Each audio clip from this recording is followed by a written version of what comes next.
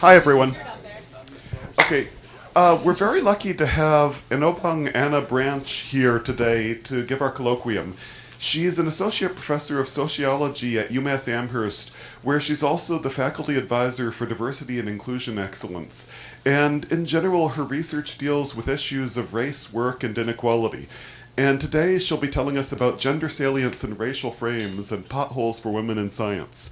So please welcome Anna. Thank you. Let me make sure I'm on. Can you hear me? Can you hear me? Perfect. I'm so delighted to be here. So thanks so much for having me. Special thanks to Jennifer and Henry for hosting and organizing my visit. It has really been a delightful time. So I'm really looking forward to a conversation. And so I'll hold questions for the end, but the talk should give us a whole lot of food for thought and some dialogue. So the title of my talk today is Gender Salience and Racial Frames, Potholes for Women in Science, Understanding the Context Before and the Potential Consequences of Sexual Harassment. So just a quick outline of where we're going to go today. We'll start out with a little bit of sociological grounding. What is gender salience? What are racial frames? We'll talk a little bit about pipeline assumptions and introduce the notion of the road. And then understand sexual and gender harassment as a constraint for women in science. We'll talk about what's unique to STEM and failing to broaden participation. And a little bit that I added to this talk was a more specific focus on Black women in computing, and a way for us to more clearly understand the limitations of the pipeline frame. All right, so here we go. So what's gender salience? In any interaction, Ridgway and Correll, social psychologists, define it, gender exists as a background identity that is really the ostensible focus of what's going on in a situation. So gender's there, but it's not there. So a woman, a scientist who is in her lab, is not at the time that she's standing in her lab thinking, I am a woman in science. She's doing work in her lab, right? The fact that she is a woman isn't relevant to the experiment or the lab conversation that she's running at the time. But there are situations that can make gender salient for that woman. Let's look at an example. Marie Curie, very famous woman scientist. There was a joke on The Big Bang Theory where Sheldon Cooper, a very famous character, describes why he thinks the context under which Marie is important. And so he was frustrated at women in general in this episode. And so he says, well, there's no good woman, but the only good woman was Marie Curie. But, the reason she was good, she was an honorary man. She was an honorary man because she had a male genitalia made of science, right? And so if you weren't thinking that Marie Curie, not just a distinguished scientist, but you weren't thinking about her gender, the moment that joke happened, he mentioned male genitalia, all of a sudden her gender became really, really important in that context. So that's an example of us for us to think about when gender becomes salient. So another great example recently offered to us by the Arctic. And so Lily Cohen, who is a scientific researcher, also a woman, is describing her process of getting ready in the morning. And she says, on a Thursday morning, I put on my jacket and I walked out of my cabin armed with a pink rubber funnel that claims it allows you to pee while standing up. It's neat, it's discreet, it's hygienic. What could go wrong? And for most of us, we're like, why on earth would you need something pink and rubber, right, to use the bathroom? Her point is where she does her research in the Arctic. It's very cold outside, right? Their bathroom facilities aren't always available, right? And so sometimes the conditions under which women do science themselves, the conditions themselves draw attention to gender. So for the men who are doing research in the Arctic, the process of using the bathroom isn't something that gives them pause or concern or that they have to plan ahead for. For women who are doing research in the Arctic, it's a very different experience, hence her example. So she goes a little further and she says, the following week, I will be flying to a remote part of Alaska, to characterize peak snow in our study watershed. But forecast at the highs of 5 degrees Fahrenheit, my best chance of staying warm was to wear overalls, or bibs, as Alaskans call them. Unfortunately, most bibs are designed to fly. Again, gender salience, right? So before she was looking for a bib, it wasn't important where or how you got out of them, right? Which is useless when my urinary tract doesn't end in a conveniently directable hose. The alternative is taking off your parka before pulling down your bibs, squatting, and reversing, all of which means losing a lot of heat. So again, it's really clear to us all of a sudden why gender salience is important, but it's also financially important. So look at the bibs. The bib on the left is a men's bib. The bib on the right is a woman's bib, the yellow bib. So it has a butt flap. It's really clear and obvious how she uses it. The price difference is important. The problem is there were used men's bibs. There were no used women's bibs. And NSF funding prohibited using funding to buy bibs. So she has a very gender-specific cost that's very high that on a graduate student stipend was difficult, and she's writing about, yeah, we want more women in science, but we're not considering the conditions under which it's difficult for them to do their science. So that's gender salience. Let's talk about racial frames. So the racial frame, if we think about a frame, something that surrounds a picture, what a racial frame is, it's something that affects most Americans, argued by Joe Fagan, a distinguished sociologist. And he says it's the country's dominant frame of mind and frame of reference in regards to racial matters. It's a worldview that encompasses a broad and persistent set of racial stereotypes, prejudices, and ideologies. And these prejudices, and stereotypes shape how we interact and approach one another across racial difference. Controlling images, sociologist Patricia Hill Collins argues, is a generalized ideology of domination. Stereotypical images of black womanhood take on special meaning. These controlling images are designed to make racism, sexism, poverty, and other forms of social injustice appear to be natural, normal, and inevitable parts of everyday life. Now, what do either of these things have to do with science?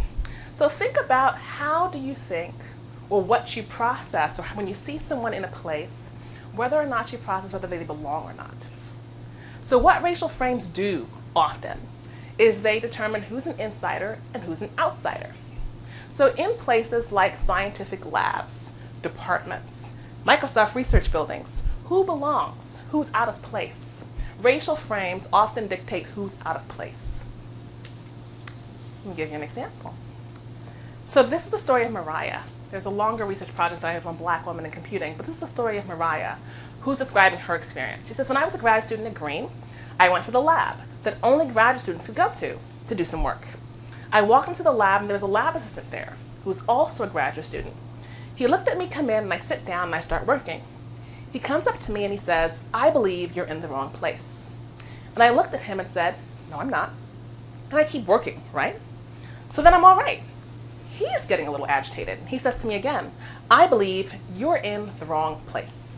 And I'm not upset because I'm thinking, okay, there's no one who's looked like me who's ever been in this lab before, who's ever attended this university before. So he really believed. And he's never seen me before. So he really believed I'm in the wrong place. And I'm trying to look at it from his perspective. But I say to him again, no, I'm not. And I keep working. So then he gets a little frustrated. And he gets a little bit ahead and he starts spewing a few things to me. And then he says, who's your advisor? And I told him who my advisor was, who, by the way, is very powerful on my campus. And then he began to get nervous. And then he apologized to me saying, I'm so sorry, I just didn't know. And then I said to him, sorry, I just didn't know. And I said to him, that's all right, I said. The next time you see someone who looks like me, who comes in here, or you see them, don't just be so sure of yourself, right? And so what happened in that context, right? It's not unusual. If you think about the beginning of a school year on an academic campus, it's not unusual to see new people in places. That's not unusual. What was unusual is that her newness, and it wasn't just her, right? But it was her racial body in that place that was out of place, right? That is about the racial frame, because the moment that she was able to clarify who her advisor was, which signaled her belonging, right, unequivocally, then it was, oh, okay, right? But why was that level of evidence required? Right, so frames help us to understand who do we question, who do we take for granted. So why should we focus on the intersections? Thinking about gender salience and racial frames together. So they illuminate the challenges shared by women and minorities, and they expose the inequality that's endemic to the culture of science by highlighting how race exacerbates difference, and it illustrates clearly the constraints in shaping the choice to leave or to stay in science. So we have this notion of the pipeline. And I was talking to a few fabulous interns today, and we've been talking about this a little bit, and that the pipeline assumes a lot of things, but chief among them is that staying or leaving science is a passive activity, right? So you're kind of leaking along the pipeline. Someone described it as being a puddle who leaks out somewhere, right? So it's a passive activity, right? But this is really challenging that assumption. So a little bit more, what's wrong with the pipeline? Is the pipeline the same for all groups? Is the entry point wider for men and narrower for women? Is the entry point wider for majority versus minority groups? Are the exit points wider for women and minority groups? Is there only one entry site, or are there multiple? And how much does it matter where you get on or off, right? And so we can go on with a list of questions that would require us to refine our understanding of the pipeline. But let's just do something different, okay? Let's think about this as a road, Okay? The pipeline metaphor doesn't ask who leaks and why. Now, the choices that individuals make to remain in or leave science aren't free. We need to better articulate ideas of agency and constraint and imagine instead with me a road. A road that has exits, pathways, and potholes. Some people journey on the road in science, some people leave, and some people get stuck. And understanding how women and minorities in particular deal with the different challenges that they experience and giving them agency along its pathways is critically important. So what problems does it solve? It differentiates between entry, exits, and way stations, recognizing that the challenges that individuals experiencing science are not uniform. Right? So some challenges may appear universal, and again, the road is useful. If most of you, if you're not drivers, you've ridden in the car, right? And so you know things that are uniform or seem uniform. There are potholes in the road. But for those of you who are more experienced drivers, just because there's a pothole in the road doesn't mean you have to hit it, right? And so it's a universal experience that is experienced individually, right? And other challenges are truly universal. Heavy rain. You don't get to choose to avoid the rain is there. Right? So the process of being on the road and as an individual navigating the experience, there are places where your agency allows you to avoid certain things, but there are other constraints that are real and unavoidable. Right? And so the way that we understand those different conditions matter for the process of persistence in science. So the ability of the driver to navigate the road depends on their tools, both agency and self-efficacy. And the result is that apparent challenges that are universal can have very different individual outcomes. And those are things that are really important if we're thinking about how do we change science, right? How do we create a process where everyone can contribute and bring their fullest potential to bear in the workplace? So I'm going to talk about Black women in computing briefly, and I'm going to focus on the last two. I talked to you a little bit about policing belonging already, but I want to talk to you a little bit about presumptions of ignorance and agency. So, presumptions of ignorance. Mariah, I didn't really think much about male versus female until I actually went into Wilson. Again, all these are pseudonyms. And the white women were rejecting me. And I'm like, what is this? For me, it wasn't about gender for the most part, early on, or even race. But when I went to graduate school, it was about race because it was in my face.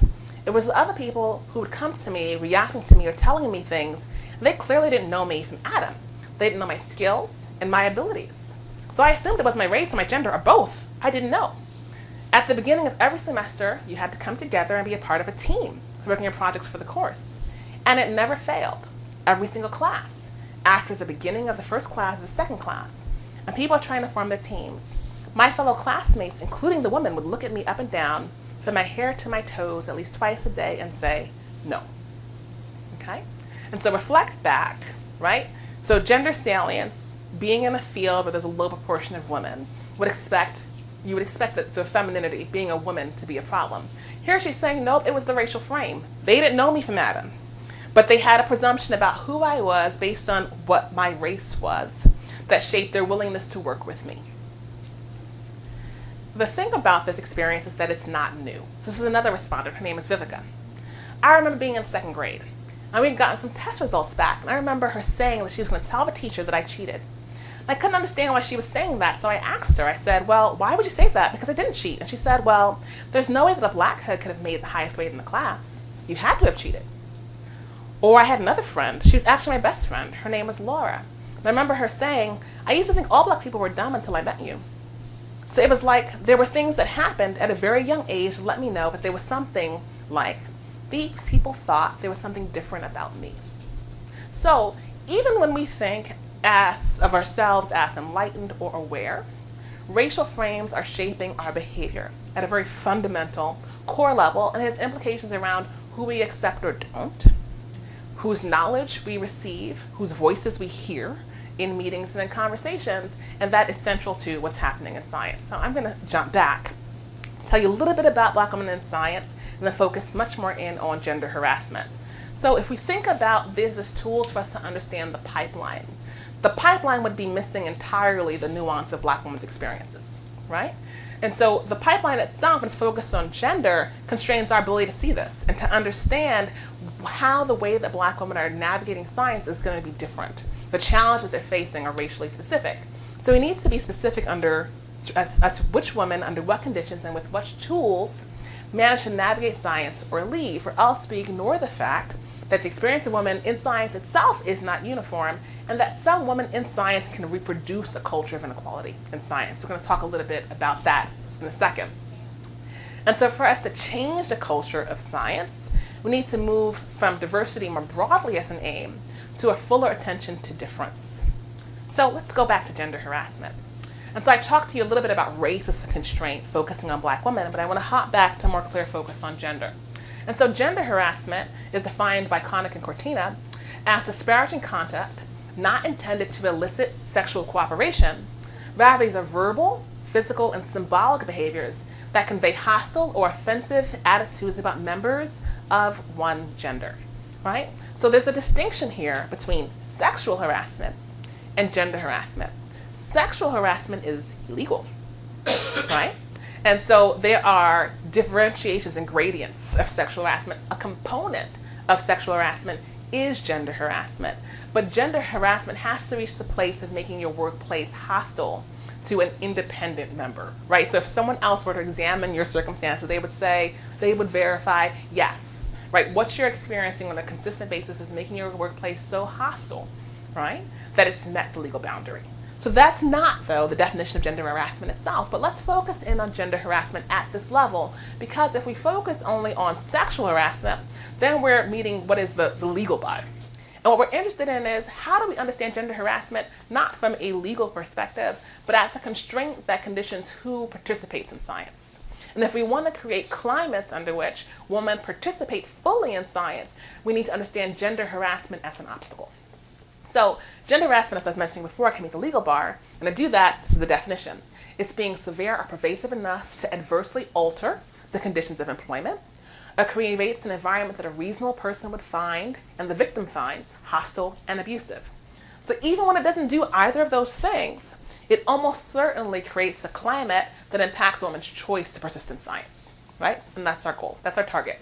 So what's unique to STEM? A lot of things. Because the thing about sexual harassment and gender harassment is, well, women in society face challenges. So what's special? Why should we give STEM and science special attention?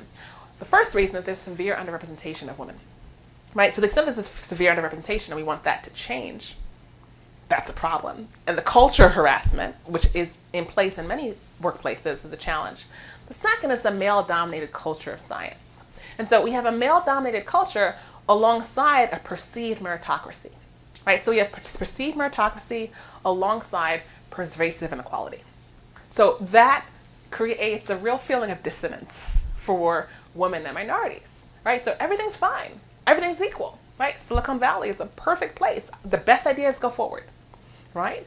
That not everyone experiences it that way. And a really concrete example of this is differences in the valuing of co-authorship, right? There's been several studies that have really shown clearly the way that whether women are listed as the first author or not, and even when they are, their contributions are devalued. A second thing that's unique to science is the importance of the lab and team dynamic, right? And that it can constrain and condition expectations, experiences, and the consequences of gender harassment. Let's look at a couple of examples of these. Lab activities after hours that are intended to promote cohesion can provide opportunities for unwanted attention, right? And so lab hours, you're working together all day, and the after hours experience, potentially aided by alcohol, right, are a great time for some downtime. But if you're the only woman in that environment, that might not be the best environment for you. But imposed isolation can be perceived as not being a team player, right? She doesn't spend time with us, right? Not necessarily understanding how that dynamic might be very different. Consent is blurry due to dependence. So for a lot of graduate students in particular, funding is tied to the lab PI, right? And so universities and employers vary widely in the degree to which they police or have policies that limit relationships between faculty members in the academic context and students, right? And so consent becomes what's important. But how do we define consent when dependence is so central, right? So that's something, again, that's unique to STEM. Difficulty transferring labs due to funding. Funding's tied to projects and PIs, right? So if a student's in an environment and saying, I'm facing challenges with this PI, how they move and their ability to speak up is constrained.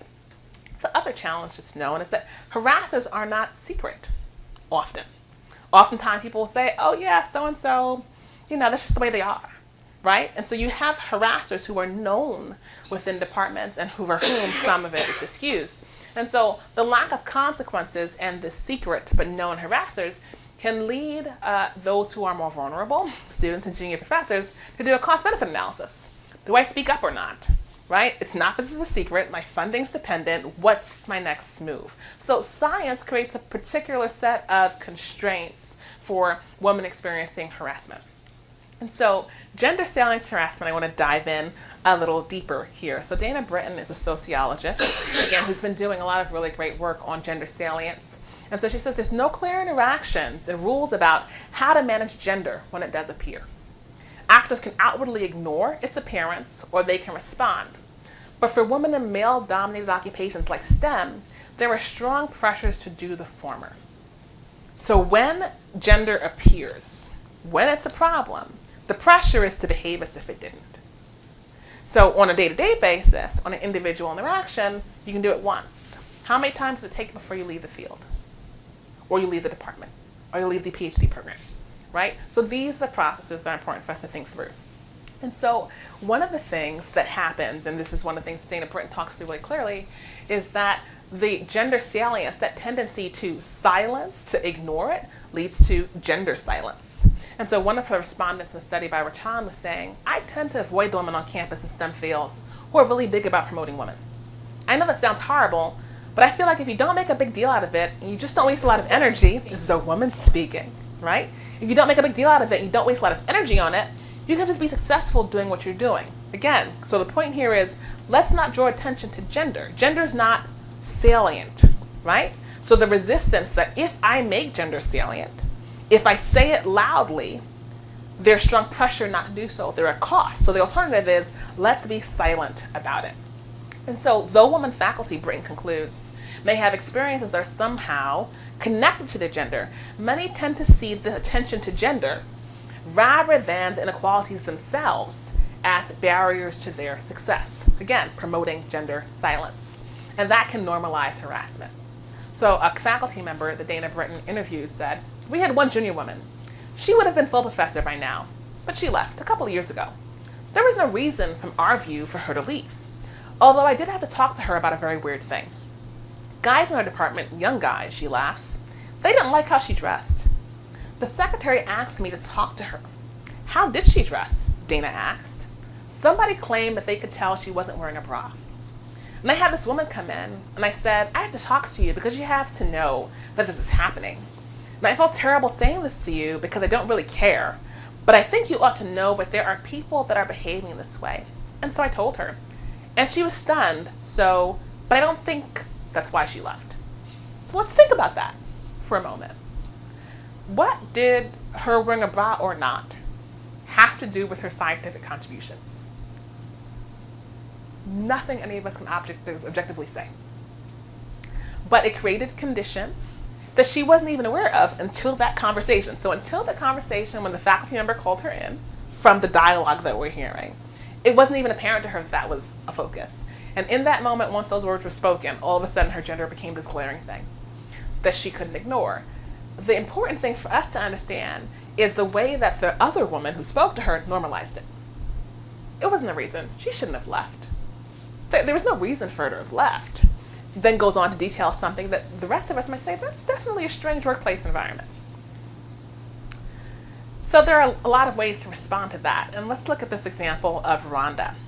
Rhonda says, in describing, she coped by becoming like one of the guys. I'll give you the preface. Rhonda says, there weren't a lot of black people and a lot of Latina people. There weren't a lot of females. And I was just like, why are they not staying? I'm like, you just gotta stick it out, you know? You can't be worried about what they think or what they say or how they treat you. You just gotta do the work because your work will just stand for itself. Sounds like a person we heard from before, different study. So no one will believe me. They just kind of left. And I was like, well, I'm gonna stick it out. I don't care what you guys are doing. I'm gonna stick it out.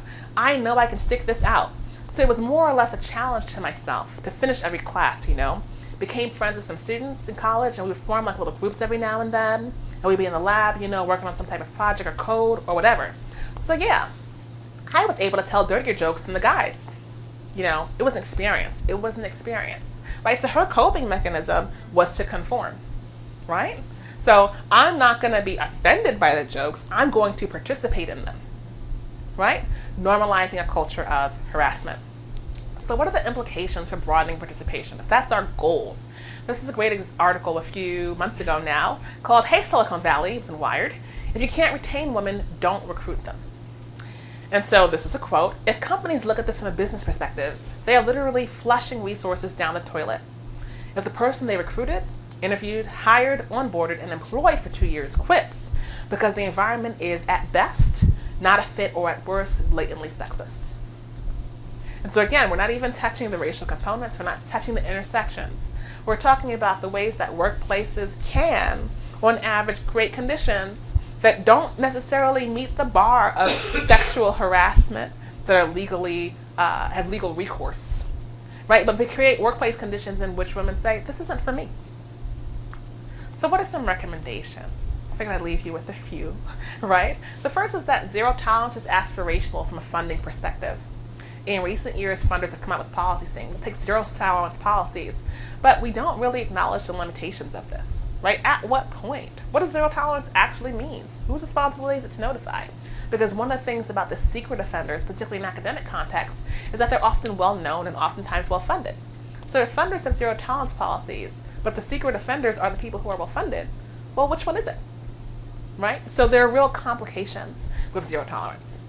The second is transparency of process. So at institutions, let's say you decide, well, what I'm experiencing is hostile enough and I need to go forward with a claim. Most processes are very confidential for important reasons, right? The personnel processes. But to the extent that it's possible, some level of transparency will be important. Because even when there's a process that's going forward that's confidential, there are often other people looking on who are making decisions. They're doing a cost-benefit analysis. To the extent that others perceive the institutional response as nothing happened, there is no consequence and there's high cost to me coming forward, some signaling, some messaging from institutions about, we take this seriously, right? That doesn't necessarily name offenders or individuals are really important. And the second two I think are really important more generally, because they're not about how do we respond to particular individuals, but how do we deal with cultures. So universities, for this example, should respond early to notions of the rumor mill and secret but known harassers through whole department interventions, whole workplace interventions that don't target an individual but heighten awareness and call on others to intervene. And the goal here is to shape and shift the climate to make harassers uncomfortable. So rather than just diversity training with the goal of, here's, buzzwords, right? And feel-good ways and ways that we can just think about how to be better employees. But let's use concrete examples to think about what kind of workplace don't we want and set out really clear indicators of what kind of workplaces we do want. Because it makes it clearer for people to intervene. If we collectively decide this is the kind of workplace we want a workplace where women don't feel offended or aren't concerned about being spoken to about what they wore to work that day, right? Where we've created a workplace culture and say it's not okay to comment on someone's appearance, right? You shouldn't be saying, oh, I really like that top, right? Depending on the context under which it's said, right? And you know when it's something that's normal and when it's not, right? So have we had conversations where we set expectations and norms for ourselves so that it's not saying, Jack, let's say Jack is in the conversation, he overhears something being said to Jane and he says, that's really weird, but it's not my place to say anything. Versus if you had a workplace conversation where you said, no, these are expectations for the workplace, Jack might say, oh yeah, remember that conversation we had? That's not okay, right? So that's a whole workplace intervention. And then the last point is related. So when presented with a complaint of harassment, when someone says, I'm having a problem, rather than thinking about what the legal bar is, because there are a whole lot of behaviors that don't actually reach the legal bar, let's think creatively about how to address it, right? So it's not about how do we punish and penalize, but how do we make a workplace functional, right? So that the only recourse for people experiencing challenges is, I have to leave. Because oftentimes, for people experiencing challenges, the response is, I have to leave. And if we want more functional workplaces where everyone brings their whole selves to work, we have to create other options.